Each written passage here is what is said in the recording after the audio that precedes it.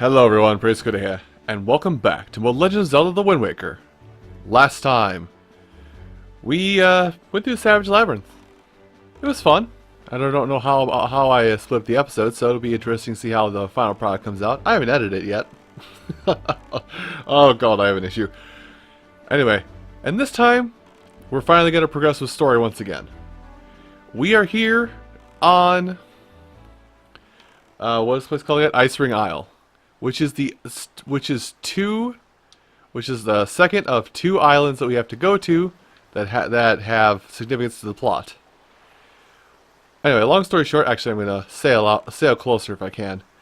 I will tell you guys that you cannot go onto this island at all until you basically shoot the mouth in the center with a fire arrow. So we're just gonna aim roughly where the white gust is coming out. I totally missed. Just an FYI.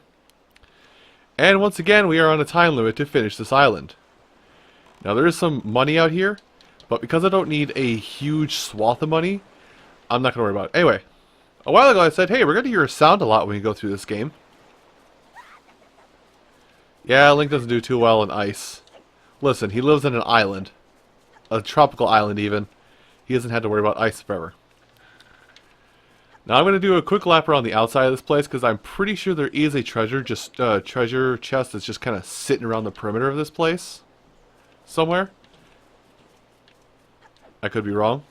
Nope, I'm not wrong. And I've done this again. And because it's encased in ice, you know, you have to melt it with arrows. Link, get in location. Please, hurry up. This may have also been the sound effect you heard me using when it came to, what you want to call it. Oh, that makes it feel so much better. That means we have 41 total of the treasure charts discovered and or dug up. Anyway, I'm not going to worry about that tenor. So, I was going on like 3 conversations at once and then just dropped all 3 at the same time. Nice. Anyway, so Ice Ring Isle. It should be mostly a one-and-done situation, but it will also be much akin to that of Fire Mountain, where once we're done here, once we collect the key item in here, we're just done. Also, because of the nature of it, you can fall off pretty easily. Okay, go up. Okay, good. So, what we need to do here is, I'm not going to get that 5 rupees. We need to deal with ice physics a little bit, which is, I think this is actually the only time you really do deal with ice in the entire game. And if I can be real, this isn't unreasonable. Even though you can't jump in a Zelda game to kind of reset your momentum, the ice physics are not terrible. They're tolerable. I do not mind these whatsoever. Then again, I also live in the northern part of the States, and I'm used to walking on ice and have ungodly balance for the size of the man I am. Anyway, less self-depreciating humor, more diving into the Ice Ring Island. Anyway, this right here will give us a little example of how the mask works if a bat approaches me sometime here. And we're going to slide over here.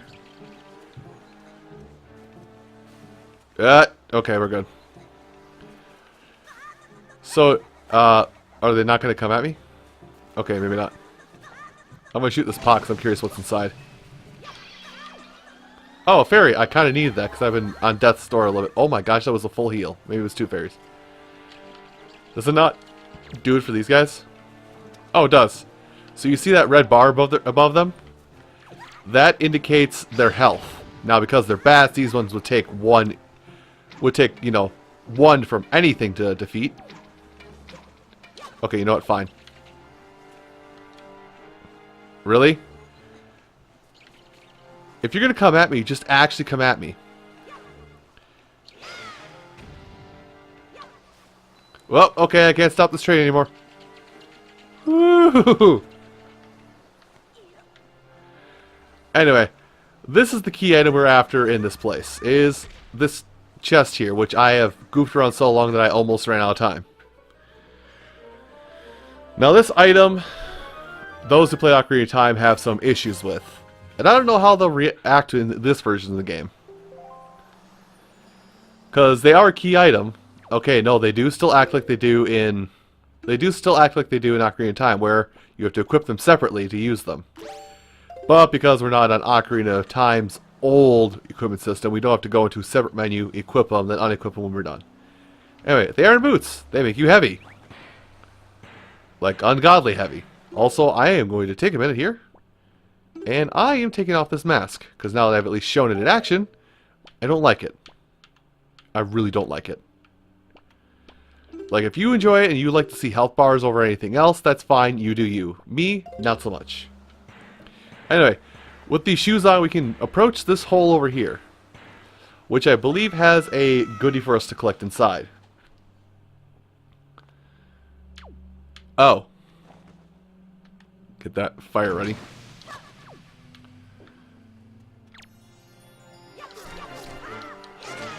Another battle dojo, I see.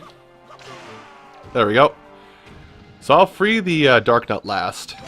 I feel like these are enemies that... I feel like these are actually enemies that came out here to try and subvert our plans ahead of time. And Ganondorf left them posted out here for so long that they just froze over. Boss, I want to come back home. No, you will stay there. Boss, I can't feel my toes. Get better toes. How do I keep getting that double hit? If anybody knows, tell me.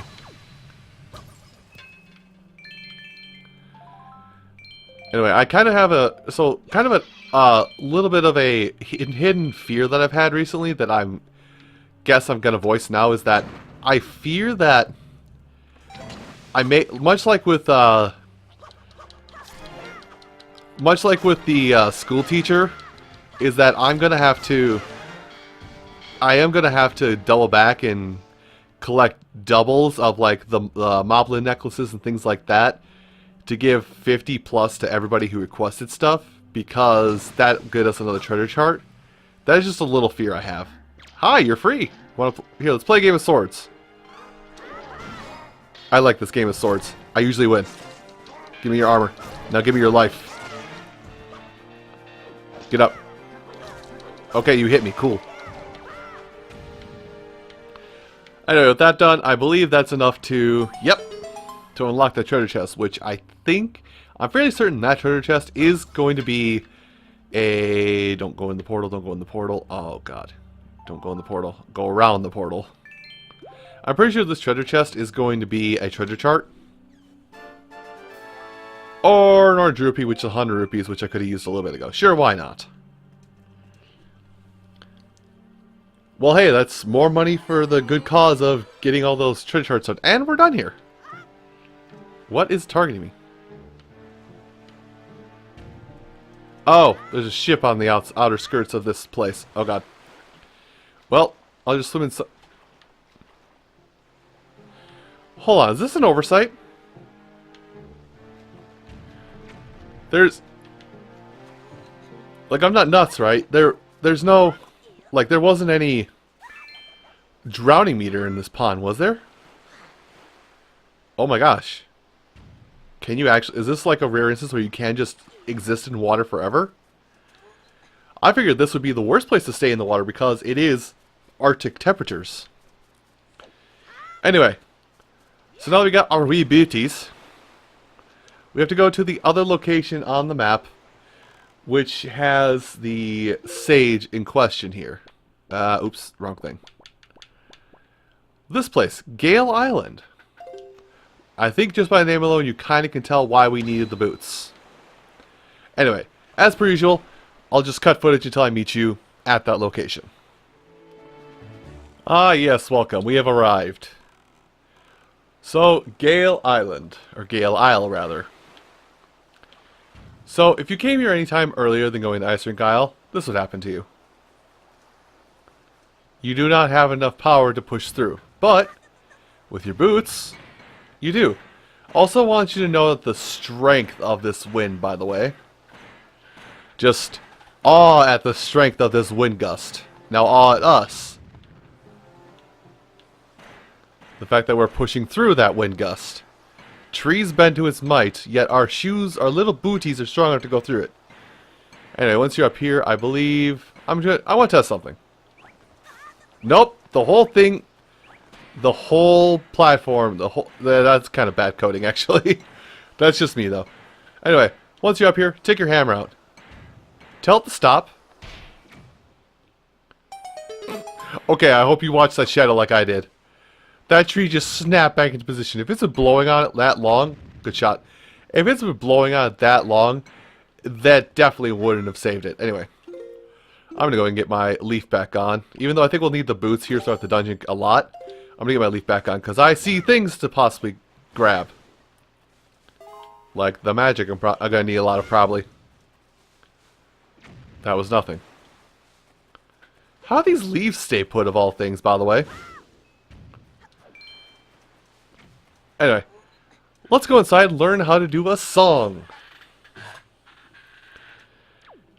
And as I'm probably going to be saying a lot throughout these next few weeks of videos, last. So this is the last song we learn. Oop, I should probably try now that I read it. Oh my gosh. Can I do the thing? Thank you.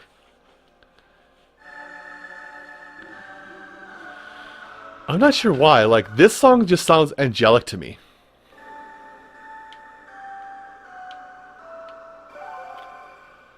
I guess that's just me though. You know, upbringings of various types that say, hey, by the way, angelic choirs.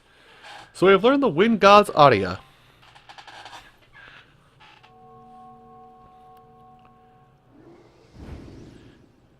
Hello, who might you be? You look like me, but more smug. Are you the new hero? I am father of the Kokiri tribe. I know I appear to you as a child, but the eyes can be oft deceive. I can't speak words. I am a most esteemed sage. I had been praying here so that the power to repel evil would continue to be contained within the blade of the Master Sword. But I was attacked by the evil Ganondorf, and this is what happened to me. Funny.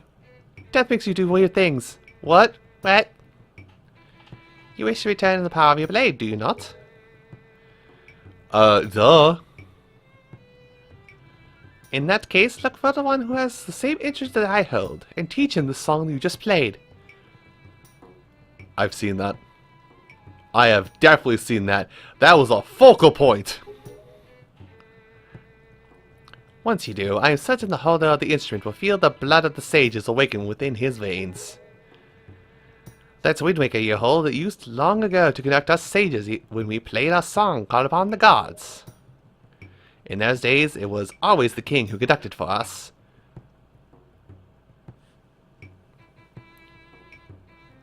The deafness outside? That king? Please, tell the king that I will still play, even in the next world. Goddamn. Dedicated to the end. Never mind. He might be less smug than me. So hey, hey King, your little fiddle boy. He wanted to have some words for you. Can I talk to you from here? Cool. You must guide the new stage to the main temple. The best way, yada yada. Oh, his name was Fado. Did he ever say his name? Good block. Good block. That was safe on everything. I'm using fire game turn. Anyway, so location we need to go to now. What? I didn't hit the home button. That was weird. I didn't hit the home button. The game said now you hit the home button. Anyway. Where we need to go, well, we've definitely seen that. So we're heading off to Forest Haven once again. This time with less ire for collectibles. So I shall meet you over at Forest Haven. So with Beetle sailing just out of our vision over there, I wanted to take a moment to talk about something, as in the membership card. Now, this depends on your definition of what you consider 100% in this game. But I do want to talk about it for half a minute, just because its rewards are a little lackluster. So, for every purchase you make in Beetle's shop, you get a point towards your membership card. Once you get 30 points, you are upgraded to silver, which does nothing but offers you a compliment card. What does the compliment card do, you might ask? This game is janky as hell. What does the compliment card do? It's a one-time full health refill. But hey, you can still work your way to a gold membership card.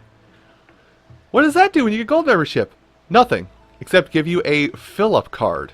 What does the fill-up card do? A one-time replenishment of every consumable resource in the game, including hearts and magic. I figured I'd take a moment just to point out right now, for anybody curious about it. I'm not going to go for it, because I like money. Oh, hey. That's music. And I also may have accidentally activated this at another point in time, but... sounds like a fiddle. I will tell you right now, because I have done this, because I've gone past without seeing these notes come out of here in the Gamecube version. If you do happen to... if you go up to the Great Deku Tree and you say, "Hey, where is Makar?" He'll say, "Well, he disappeared and I don't know where he is, but he said something about practicing." I'm sure you can hear him if you head outside. So, you come outside, you bump around for it, it's like...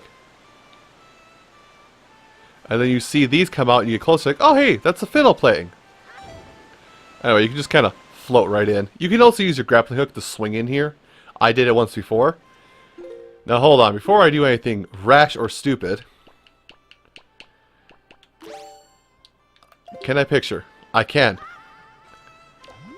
Makar, stay put. I'm going to immortalize you one day. Thank you. Huh. Well, you are practicing, and that is a very familiar looking fiddle. Or I guess it's a violin. Hi! Yeah, well, no, we haven't seen each other. Hello, my adorable little wood pillow. Listen, you were like chilling at a rock concert, sitting front row and deciding to bang out some music and wondering, why can everybody hear my music? Well, yes, actually, I'm kind of curious. Oh, privacy, huh? Well, then I'll just let you be to privately do your thing, like pollinate? Is that what plants do? I'll stop. That is true. That actually kind of speaks to real life, which is why I'm usually super secretive about what I'm working on until it actually arrives. Listen, you're playing at like an 11. You need to be at like a 3. Yeah. Only so much, buddy. It's kind of hard to... okay, those that played string instruments, is it possible to play, you know, pianissimo or... I can't remember, like... or I guess piano is just the other word. Is it possible to play really soft with a string instrument, or is that, like, incredibly hard? Because you don't really have much agency, because you are just pulling something across and you're not blowing air. Anyway. Well, what if we conduct... we did a ditty. I have to, like, touch him to do this. Yes, it is. In another life. Of course I will. I will definitely do so. Well, I must play you this song. Yeah, this little ball of adorableness is your other sage in this game. It might. I'm sorry I'm so close. The game does not like me to be... does not like interactions that much. I don't know, maybe because you're a descendant of the Kokiri?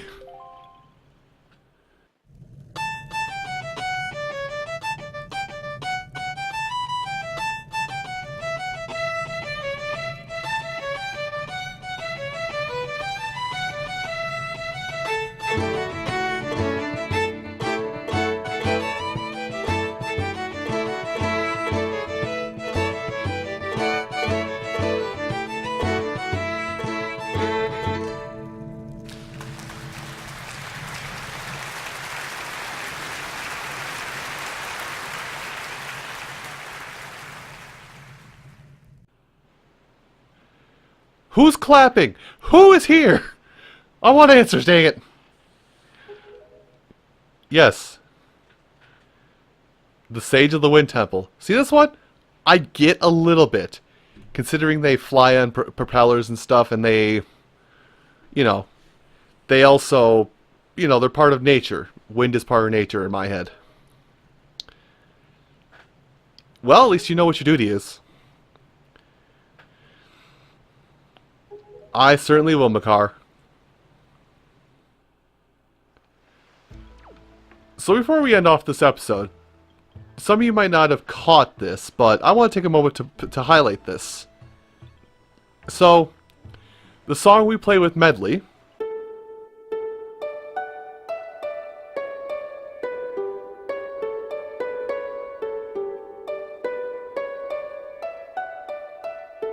combined with the song that we just played with Makar,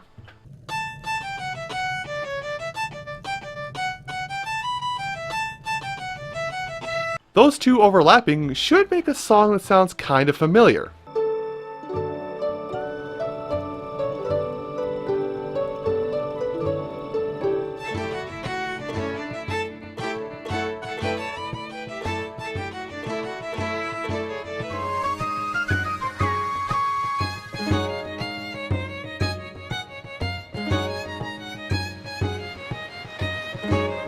Yes, we have been gathering the instruments needed to play the title screen music. It's not like impossible to hear, but you can definitely, like, if you sit there and realize it, you're like, oh, that's cool. That's a nice nod. So, yeah, I really hope you do appreciate that little touch that the game has put in. But for now, that is the end of today's episode. Next time on The Legend of Zelda: The Wind Waker, we're going to the Wind Temple, and we'll proceed through that one, which I like the Wind Temple a little more than this one. Oh my God, I forgot. Makar just chills on his head. Anyway, I'll see you folks next time. Take care.